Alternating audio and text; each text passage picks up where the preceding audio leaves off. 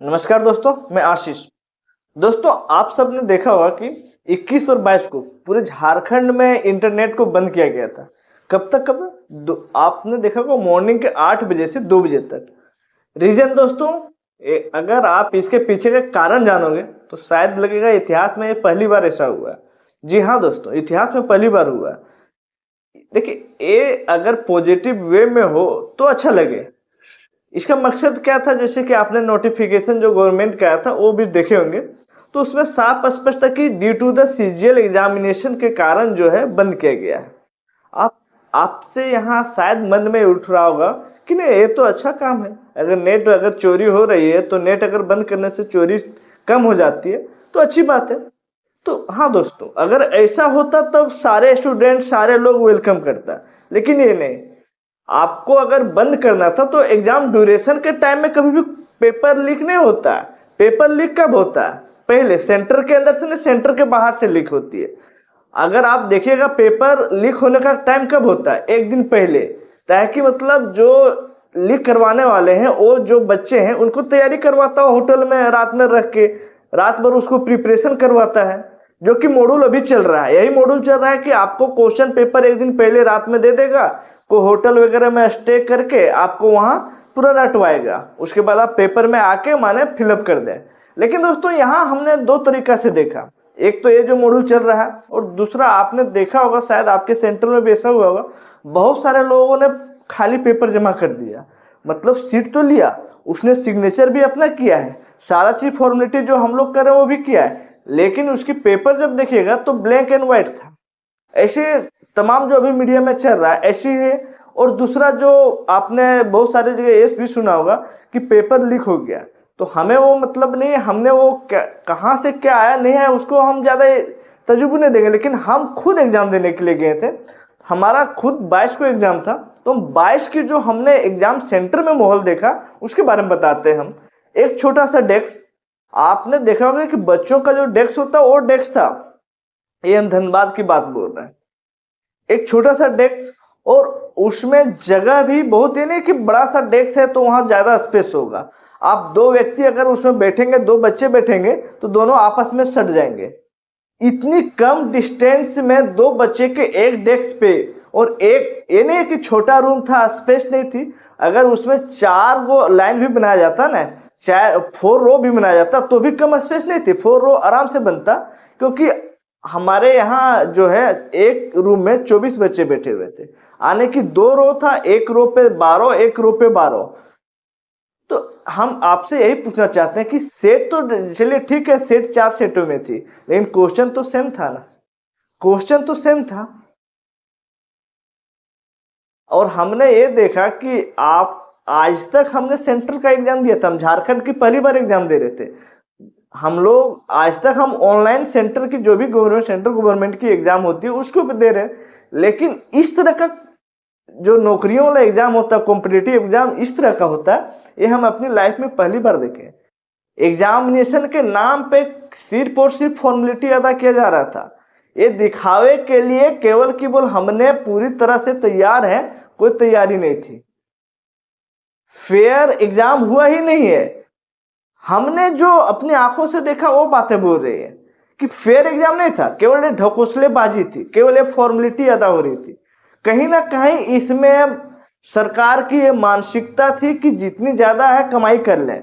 देखिए, pattern change हो गया। जो पहले सेटिंग था आम लोग कर रहे थे, वो अब नहीं करके अब क्या है, बड़े बड़े लोग इसमें इन्वॉल्व है, इसलिए नहीं पकड़ाया। इंटरनेट को बंद करने का मतलब ये नहीं था कि चोरी को रोकना है, चोरी को दबाना है। जो आज तक वायरल होती थी, जो सबूत जो ऑनलाइन के माध्यम से आपको मिलता था, जिसको हम लोग सबूत के तौर पे पेश करते थे, उसको छिपाना था। मकसद यहाँ गवर्नमेंट की कहीं भी नहीं था कि हमें फेयर एग्जाम कंडक्ट करवाना है। जी नहीं, अगर फेयर एग्जाम कंडक्ट करवाएगा तो फिर इलेक्शन में कैसे लड़ेगा? इलेक्शन में भी तो पैसा खर्चा है ना, वो चंदा कहाँ से आएगा? तो चंदा यहाँ से वसूल रहा था। पहले क्या था कि चंदा गरीबों से वसूला गया, बाहरी लोगों से लिया गया, लेकिन अब चंदा क्या है, बड़े बड़े लोगों से लिया जा रहा है। अभी हमें पता चला है कि एक एक सीट 50 से 60 लाख रुपए में बिक रहा है। हम तमाम झारखंड वासियों से पूछना चाहते हैं, क्या आपके पास है उतना? अरे वो अपना रहा तो फिर हमने कहा एग्जाम दिया लीजिए। हाँ, अरे बिजनेस करके खा लेते और कुछ करके खा लेते। आज देखिएगा तमाम युवा का एज निकल रहा है, सबका शादी ब्याह का एज निकल रहा है, और मकसद क्या है कि एक नौकरी होगा तो अच्छी घर में हमारी शादी होगा, अच्छे हमारे हम सफर मिलेंगे। लेकिन यहाँ के नेता लोग का एक ही मकसद है कि ना झारखंडी को देने हो ना देना ककरा हो पैसा वाला, पैसा ककर देंगे बाहरी के पास, तो नौकरी ककरा मिलता हो बाहरी के पास। तो ये मानसिकता को आपको समझना पड़ेगा। आज जो भी पार्टी है, चाहे वो बीजेपी की आवे सत्ता है तो इंडिया अलायंस की सत्ता हो, दोनों की एक ही मानसिकता है। क्या आपने नहीं देखा कि रघुवर दास में भी बहुत सारे सीट बिका, लेकिन ओकर में किलो ढक्कल हलो, ओकर में क्यों खुल गलो, अलग एक हो कि अकर में खुल गलो और ओकर में ढक्कल हलो।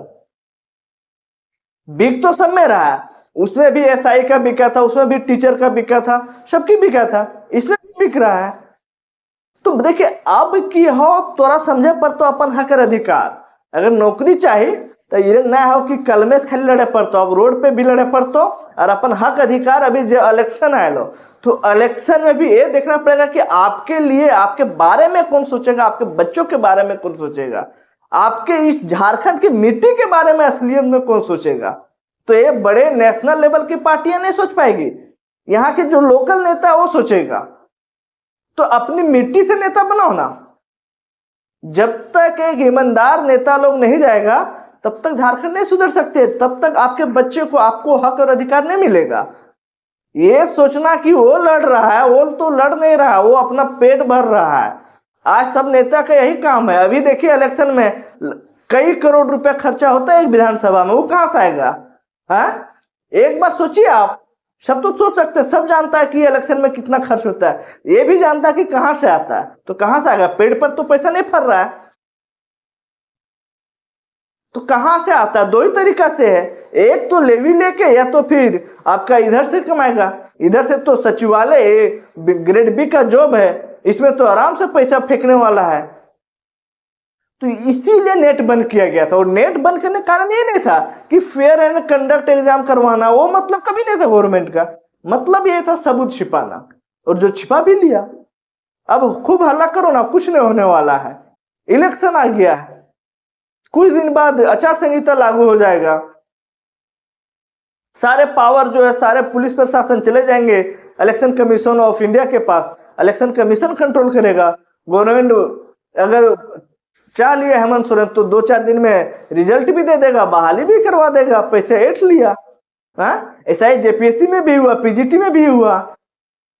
और उत्पाद सिपाही में आप लोग दौड़े होंगे तो देखेंगे कुछ लोग 4 व्हीलर से वहां तक घुस रहा था भाई, कुछ तो पुलिस लेके जा रहा था, कोई वीआईपी लोग लेके जा रहा था।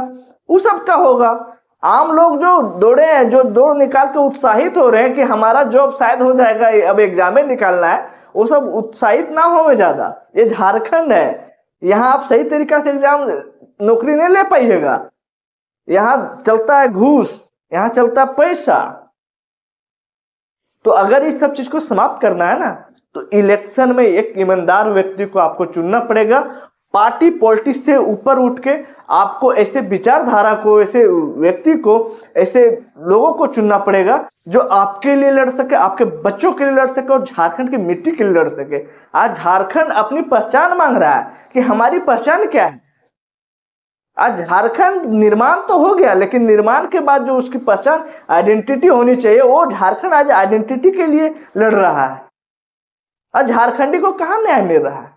कौन झारखंडी को पूछ रहा है? जिस दिन हमारे यहाँ से कोयला, पत्थर, आयरन, माइका सब खत्म हो जाएगा ना, तो सेंट्रल गवर्नमेंट भी नहीं पूछेगा। एक अनाथ बच्चे की तरह हम लोग को छोड़ दिया जाएगा झारखंडी को। कहां जाइएगा? एक बार सोचिए, 5 साल में एक ही बार सोचने का मौका मिलता है, तो एक बार दिल से सोचिए, और दिल बड़ा करके सोचिए। ये 500-1000 रुपये में आपकी जिंदगी नहीं चल जाएगी।